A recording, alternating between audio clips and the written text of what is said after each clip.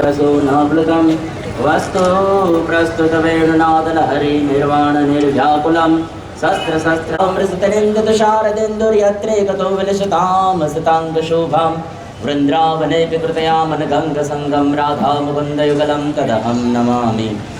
बर्हापीडं नटवरवपुः कर्णयोः कर्णिकारं बिभ्रद्वासः कनककपिशं वैजयन्तीं च मालां रन्ध्राण्वेणुरधरसुदया पूरयन् गोपवृन्दैर्वृन्दारण्यं स्वपदरमणं प्राविशद्गीतकीर्तिं शृणुताम्। पाद्योपाद्यं समर्पयामि अस्तूर्धं समर्पयामि मध्याचमन्यं समर्पयामि सर्वाङ्गेष्णानं समर्पयामि शुद्धोदकृष्णानं समर्पयामि नैवेद्यं समर्पयामि।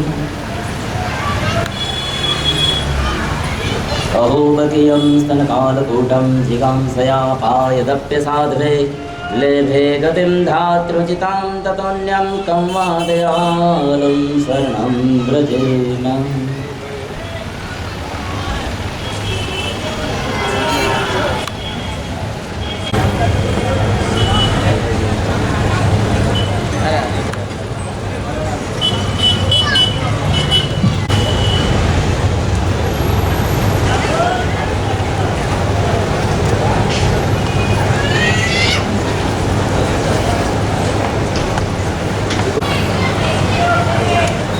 बालकृष्णलाल की जय, श्री वल्लभाधीश की जय। जूनागढ़ की पूज्यपाद गोस्वामी 108 श्री उत्सव बाबा से पधार्या है। तो परमात्मा परिवार तरफ थी व्यास व्यासजी हूँ आप श्री ने दंडवत करूँ छूँ અને વિનંતી કરું છું કે અત્રે પધારેલા સર્વ વૈષ્ણવોને આપ વચનામૃતનો લાભ આપી કૃતાર્થ કરશો।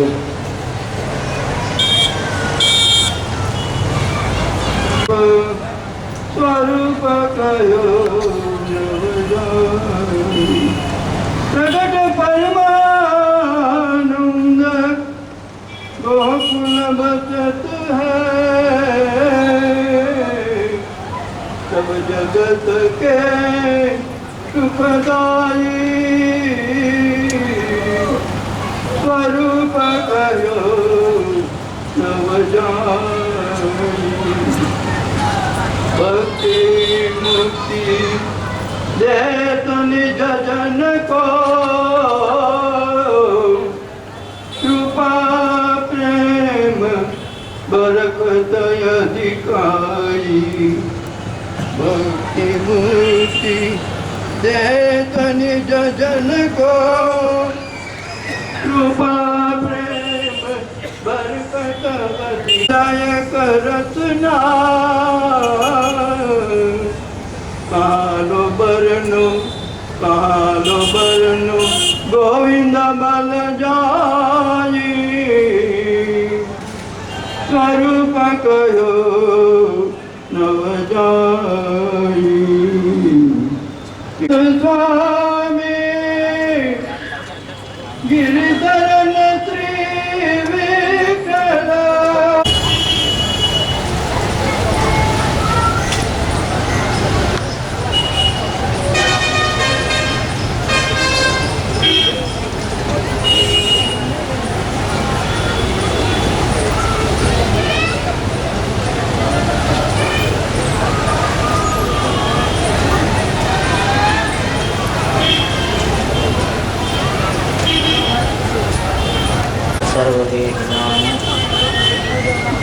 अशेषभूषदहनं मस्तके राजितं न मन्त्रेण तन्त्रेण च ज्ञानसद्भवो न वैकुण्ठबुद्धेस्तु वैकुण्ठलोके गतिर्विठ्ठलेशे रतिस्थलेशे मतिर्विठ्ठलेशे सदा वै नमः।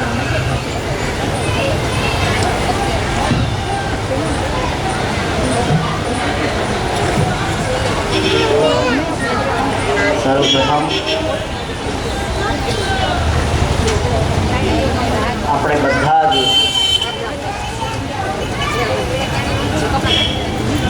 પુષ્ટિમાર્ગી વૈષ્ણવજનો જેમની છત્રછાયામાં છીએ એવા શ્રી મદન મોહન પ્રભુના યુગલ ચરણારવિંદમાં દંડવત નમસ્કાર કરી, જગતગુરુ શ્રીમદ વલ્લભાચાર્ય ચરણના યુગલ ચરણારવિંદમાં દંડવત નમસ્કાર કરી, શ્રી ગોસાઈજીના ચરણારવિંદમાં દંડવત નમસ્કાર કરી, મોટા દાદાજી કાકાજીના ચરણારવિંદમાં દંડવત નમસ્કાર કરી,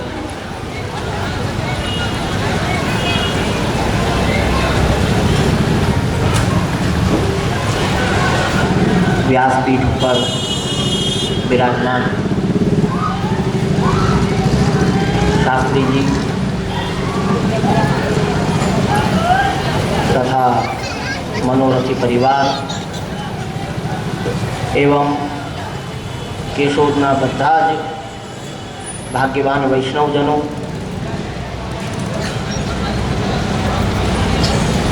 आप लोगोना महत् भाग्य है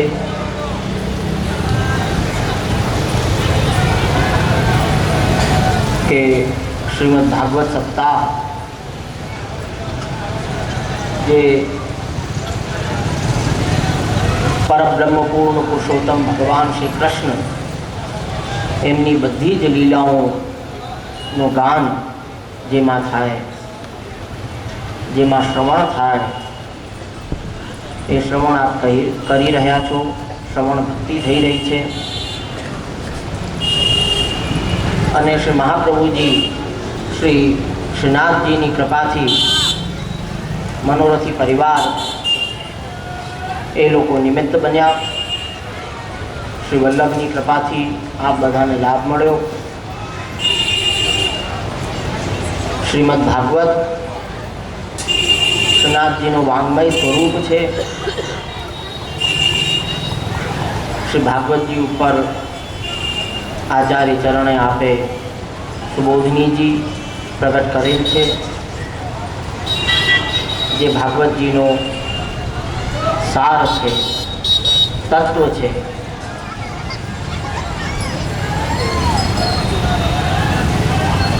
दरेक संप्रदाय में सनातन धर्म में नवधा भक्ति कहेल छे।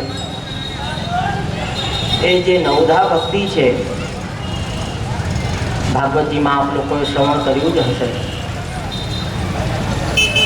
श्रवणम कीर्तनम विष्णु स्मरणम पाद सेवनम अर्चनम वंदनम दास्यम सख्यम आत्मनिवेदनम।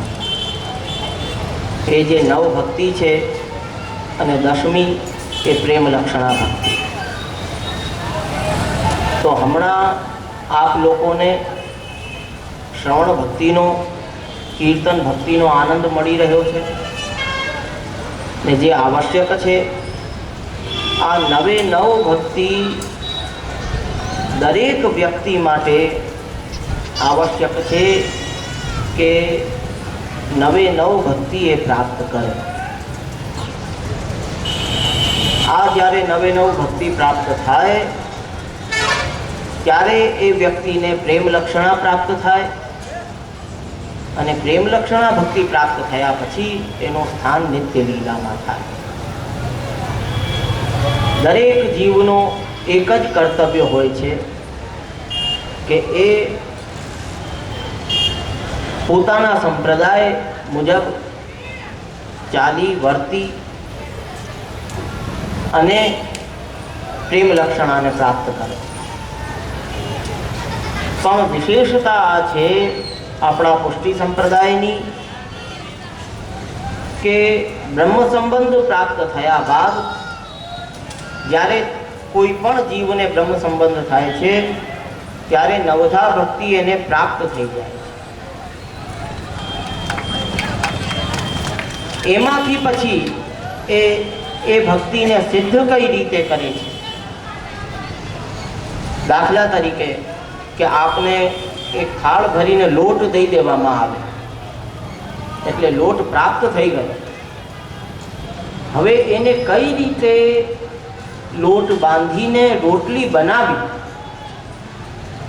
ए आपणा उपर। ए लोट जे दुकान में मळे छे दुकान वाळो रोटली नहीं बनावी आपे, ए तो लोट ज आपे, पण रोटली आपणे बनावी पड़े। એ લોટમાંથી. એ જ રીતે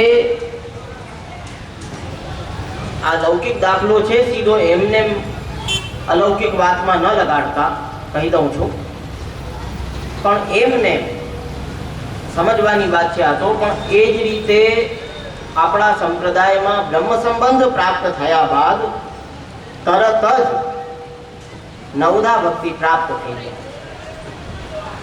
એમાંથી પછી તમે કઈ રીતે તમારી યોગ્યતા પ્રમાણે અને તમારામાંથી કયા પ્રકારનો અનુગ્રહ પ્રભુનો થાય છે એ પ્રમાણે નવમાંથી જે પણ ભક્તિ તમારાથી સિદ્ધ થઈ શકે તે થાય.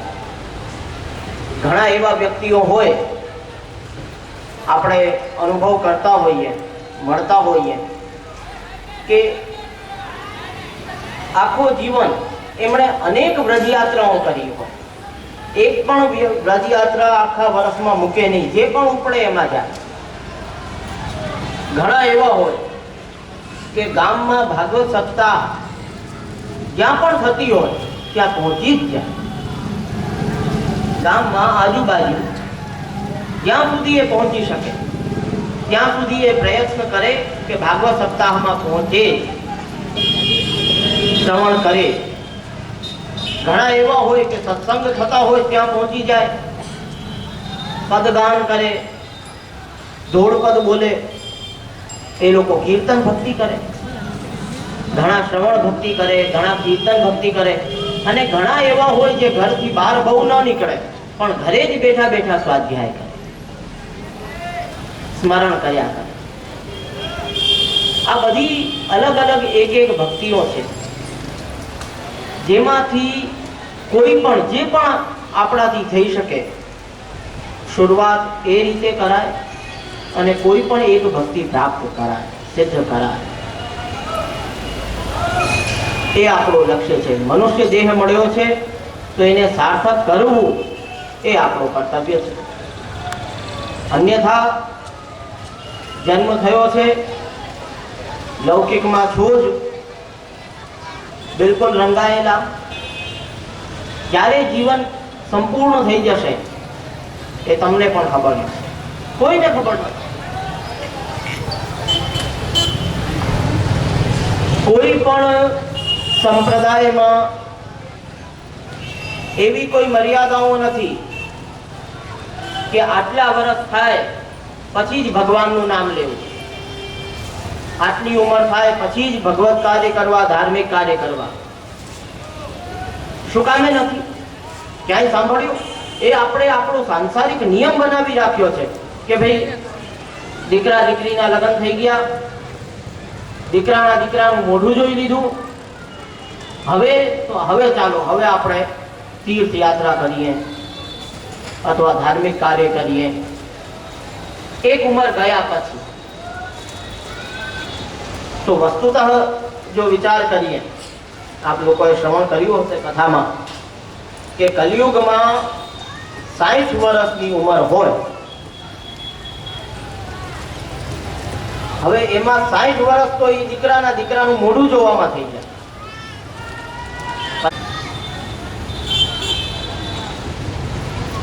સીધી વાત. પછીના વર્ષો તો બધા ઉપહાર છે, બીજું કઈ નથી.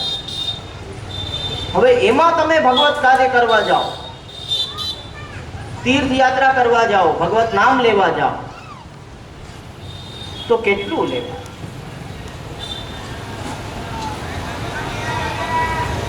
કોઈ તાત્પર્ય જ નથી.